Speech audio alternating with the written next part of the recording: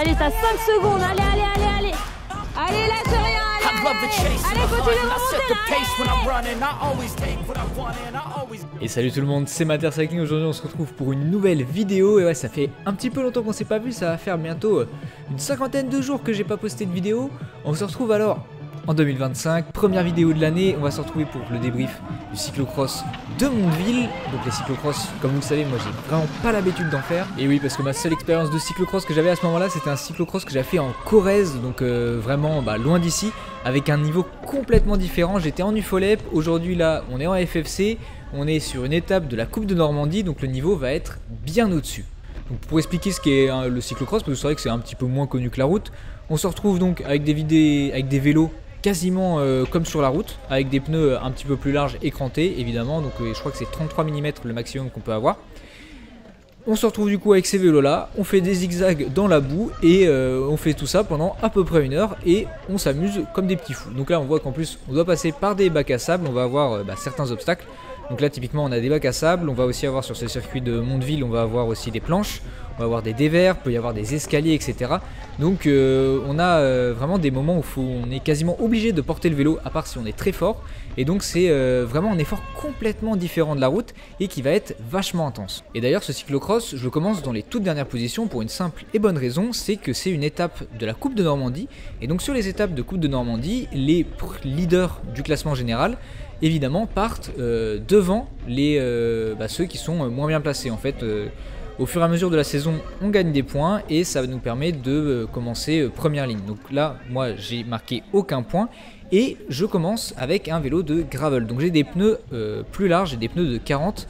Et donc du coup, quand on commence avec un vélo de gravel ou un VTT sur un cyclocross, on est traditionnellement mis en dernière ligne, ce qui est normal parce qu'on n'a pas des vélos homologués pour cette pratique. C'est-à-dire qu'on n'a pas la section qui normalement est de rigueur pour cette épreuve. Donc là on voit le passage des planches. On voit qu'il y a un gars qui est tombé juste avant le passage. Donc moi je suis obligé de porter le vélo, je sais pas sauter les planches, je sais pas faire de bunny up assez haut pour les sauter.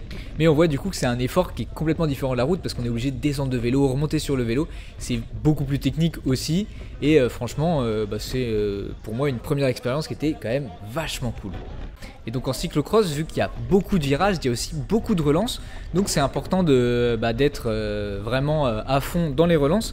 Et il faut savoir qu'à ce moment-là, moi je sors d'une période où j'ai quand même pas mal bossé ma FTP. Donc globalement, j'ai pas fait beaucoup de grosses intensités à ce moment-là, vu qu'on est au moment du cyclocross le 28 décembre il me semble. Donc on est vraiment entre les fêtes, donc globalement à une période où on fait pas beaucoup d'intensité normalement. Moi j'en fais pas à ce moment là et on voit que je suis pas ultra à l'aise dans les virages.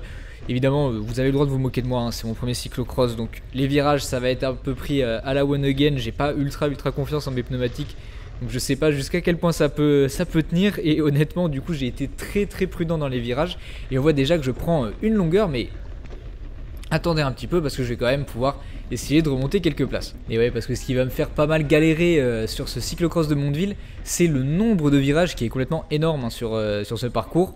Et honnêtement, vu que je suis complètement débutant, c'est mon premier cyclocross, c'est mon premier vrai cyclocross parce que celui que j'ai fait en Corrèze, j'ai fait une 6ème place parce que j'ai eu des problèmes techniques, sinon j'ai fait une plutôt bonne course quoi, mais c'était pas du tout le même niveau, pas du tout le même type de parcours, parce que là on est vraiment sur un vrai circuit de cyclocross avec des bacs à sable, avec des planches, avec beaucoup de virages, etc. Alors que, et beaucoup de virages, alors que en Corrèze, là c'était il y avait une petite partie technique, mais c'était surtout du roulant où il fallait mettre beaucoup de puissance.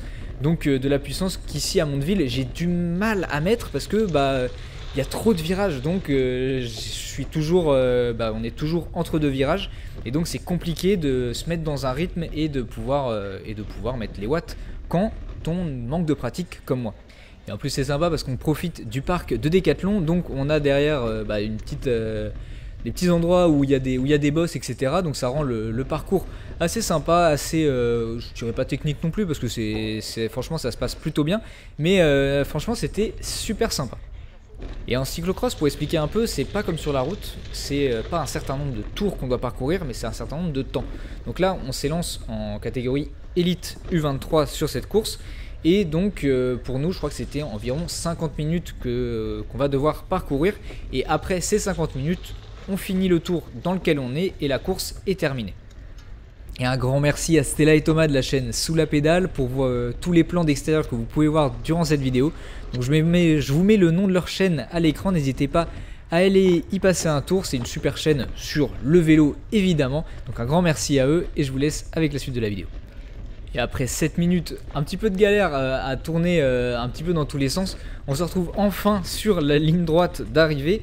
La ligne droite où on va pouvoir commencer à mettre des watts. Donc là franchement je sais que j'ai perdu beaucoup de temps, donc je me mets à bloc dans cette ligne droite, j'essaye de reprendre un maximum de temps. Je sais qu'en fait c'est ici que je vais pouvoir reprendre mon temps sur mes concurrents, donc c'est à ce moment là que je profite pour mettre un gros effort. D'ailleurs on voit que sur cette ligne droite de peut-être aller 200-300 mètres, j'arrive à déjà reprendre pas mal d'avance sur le concurrent qui me précède, donc c'est un bon signe. Je me dis allez c'est parti, en fait ça me permet comme ça de reprendre du temps, et vu qu'à ce moment là je vais avoir des concurrents dans ma ligne de mire, ça va me permettre moi d'avoir vraiment des points à l'horizon pour me motiver à aller de plus en plus les chercher pour reprendre un maximum de place, parce que là du coup on est vraiment dans une course de reprise de position, parce que globalement je suis parti dernier, donc c'est simple. Maintenant j'ai plus qu'à essayer de reprendre un maximum de position. Et les parties de bac à sable, c'est impressionnant de voir l'écart d'aisance entre les premiers et moi globalement, parce que là on voit que j'ai quasiment réussi à passer tout le bac à sable, j'ai échoué à la fin. Mais c'est hallucinant de voir les premiers passer, que j'ai vu les vidéos après coup, et vraiment en 3 coups de pédale c'est torché, alors que moi genre vraiment j'ai l'impression que c'est vraiment un gros effort à fournir à chaque fois, et c'est vraiment impressionnant de voir l'écart d'aisance à ces endroits là. Et là on se retrouve sur une partie en dévers, ça se rend pas beaucoup à la caméra, mais il faut voir que sur place moi j'avais l'impression que j'allais perdre toutes mes roues à cet endroit là. Donc honnêtement j'arrive pas à mettre les watts sur ces premiers tours, parce que voilà je suis vraiment pas à l'aise, j'ai pas confiance en le grip de mes pneus, parce que c'est vrai que j'ai des gros pneus, mais c'est ce que je vais dire directement après la course, c'est que j'ai beau avoir des gros pneus, mes crampons sont pas du tout assez gros, et donc globalement c'est des pneus qui sont rapides sur la route, mais sur des terrains boueux comme ça je glisse systématiquement, donc je n'ai aucun grip en virage, ce qui est vraiment pénalisant à ce moment là. Et donc là c'est bon, après pas mal d'efforts je commence à revenir dans la roue de ce coureur en bleu et rouge, donc je vais commencer à pouvoir rattraper des concurrents, et c'est bon signe, c'est bon pour le moral comme on dit, parce que honnêtement faire une course tout seul franchement c'était pas pour ça que j'étais venu, donc je suis content de voir que je commence à pouvoir rattraper quelques concurrents, ce qui va pouvoir donner lieu à quelques petites batailles pour reprendre des positions.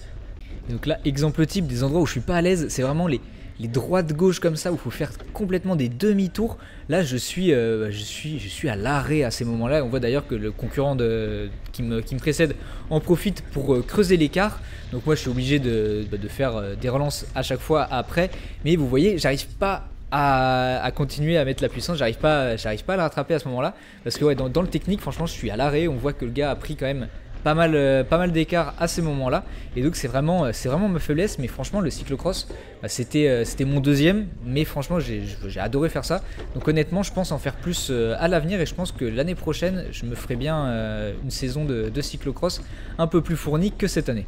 Et on se retrouve dans un endroit où dans les premiers tours franchement j'étais pas très à l'aise de le passer, donc on se retrouve à monter un petit talus en dévers, donc c'est un petit peu tendu, mais si on prend la bonne trace franchement ça passe direct. Donc on voit que le concurrent qui me précède a fait une petite erreur, moi j'en profite, à la relance j'arrive à le doubler, et directement j'ai un autre point de mire, j'ai le concurrent qui est encore devant moi, qui se montre en fait. J'ai directement un concurrent en ligne de mire, ce qui me permet voilà, de pas me démobiliser, et je prends directement comme objectif de le rattraper.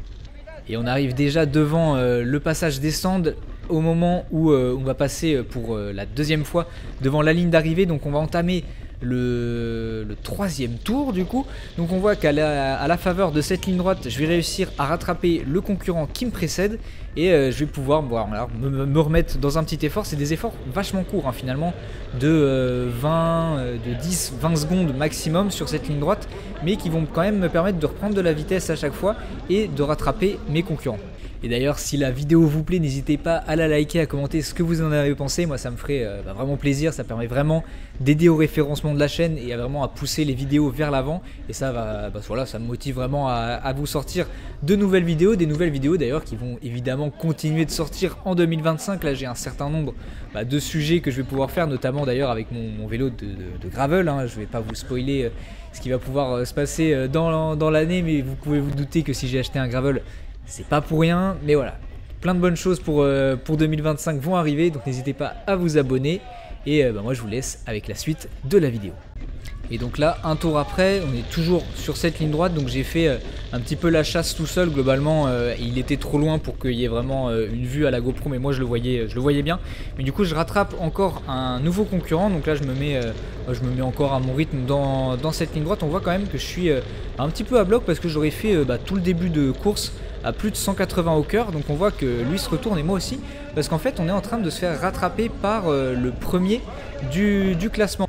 Donc là honnêtement il faut être vigilant pour ne pas pénaliser les premiers du classement, parce que honnêtement pour nous là il n'y a aucun enjeu entre faire une 41e ou une 42e place. Honnêtement c'est du pareil au même, c'est pas très grave, mais du coup voilà, faut faire attention aux concurrents qui vont nous revenir dessus, qui vont prendre un tour, parce que eux visent du coup les premières places de la Coupe de Normandie et de la course. Donc ce serait dommage de leur casser leur course, quoi. Donc voilà, faut faire attention de ne pas les gêner et de quand même garder du plaisir à nos places. Et là on voit qu'on va avoir une chute dans le bac à sable, donc moi ça va un peu me désarçonner, donc je tombe pas de mon vélo, mais je descends du coup un peu précipitamment de mon vélo à ce moment là, et du coup le premier de la course avec le maillot de Vire là en profite pour nous doubler. Et donc là j'hésite pas à communiquer, à dire aux gars de passer, de passer, parce que là faut les faire passer un maximum, parce que c'est des gars qui sont en train de jouer les premières places, et là on voit l'écart de vitesse mais qui est complètement absurde entre les premiers et nous. Là on voit le gars en vert là, il est passé à toute vitesse là-dessus. Moi j'arrive, j'ai peur de glisser, je me retrouve en bas, enfin ça n'a aucun sens. Donc honnêtement ça va demander de la pratique, mais l'année prochaine je vais revenir plus fort. Mais voilà, ça va quand même demander un peu de pratique. Donc là on voit même que je m'arrête complètement. Je dis aux gars de passer, et comme ça voilà, comme ça je suis tranquille. Je les laisse passer, la course se fait à l'avant, et moi je leur enquille le pas pour reprendre. Et donc à ce moment là j'essaye un petit peu de suivre le rythme et de regarder un petit peu les trashs qu'ils font, et voilà. Et donc on va se retrouver avec le petit duel entre moi et le coureur juste devant moi, qui du coup sommes dans le même tour pour se jouer cette place. Et pour dire le niveau des cyclocross qu'on peut avoir ici en Normandie, là on va tout simplement se faire doubler par le champion de France Master. Donc honnêtement des gars qui roulent excessivement vite comparé à nous. Donc là j'en profite d'ailleurs aussi pour doubler mon concurrent qui est dans le même tour que moi. Donc là je viens de gagner une position, c'est que du bonus.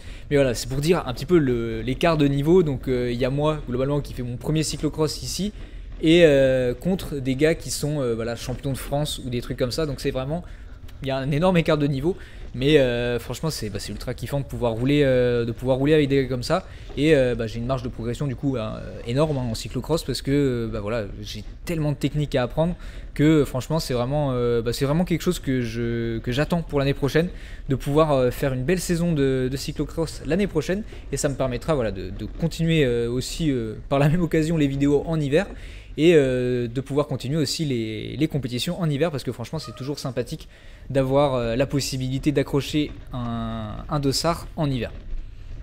Après il faut avouer que le fait de se faire rattraper par des concurrents qui nous prennent un tour, forcément ça sort un petit peu de la course. Donc moi honnêtement voilà, je suis un petit peu sorti de ma course sur cette deuxième partie de compétition. Donc je vais quand même sensiblement lever le pas. On voit d'ailleurs maintenant que je suis plus qu'à 150, dans les 150 BPM. Honnêtement je force plus grand chose, hein.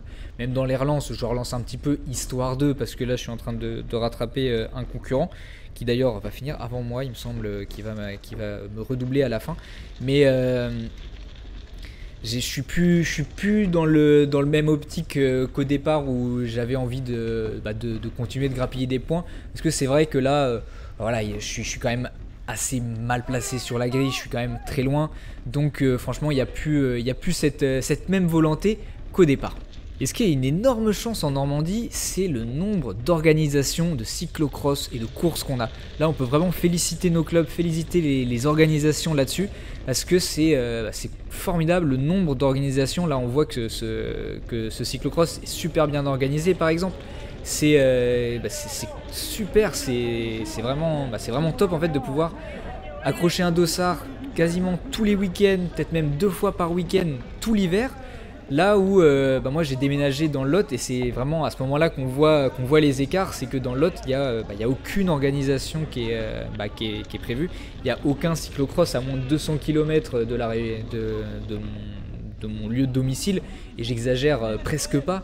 Donc franchement c'est vraiment une chance qu'on a en Normandie, et voilà, moi, je tenais à le dire que franchement on a vraiment beaucoup de chance en Normandie d'avoir autant d'organisations qui s'impliquent dans l'organisation d'événements et dans l'organisation de tous ces cyclocross qui font vivre les villages et qui font vivre le cyclisme en hiver. C'est plus technique que la route. Hein. Ah non, c'est sûr que c'est plus technique que la route. Et je finis donc ce cyclocross à la 46e place sur 53 partants, il me semble. Donc on finit pas premier, mais voilà, on finit pas dernier non plus, c'est déjà une petite victoire en soi.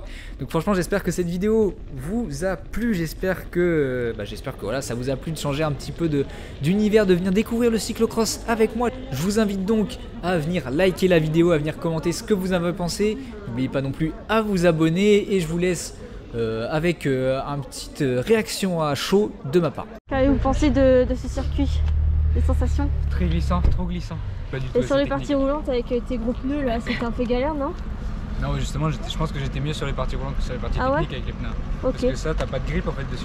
Ouais, Tout petit, ils sont tout petits les crampons.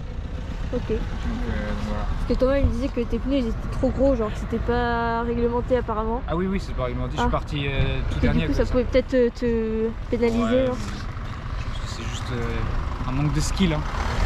Et au niveau de l'effort, t'as géré comment? À fond. Tout à fond? Tout à fond. Ok. Tout à fond. Non, à la fin j'ai relevé parce que je voyais que j'étais ça ne veut pas trop grand chose, mais non, j'ai fait tout à fond, et puis voilà. Ok. Bah, je vais le faire.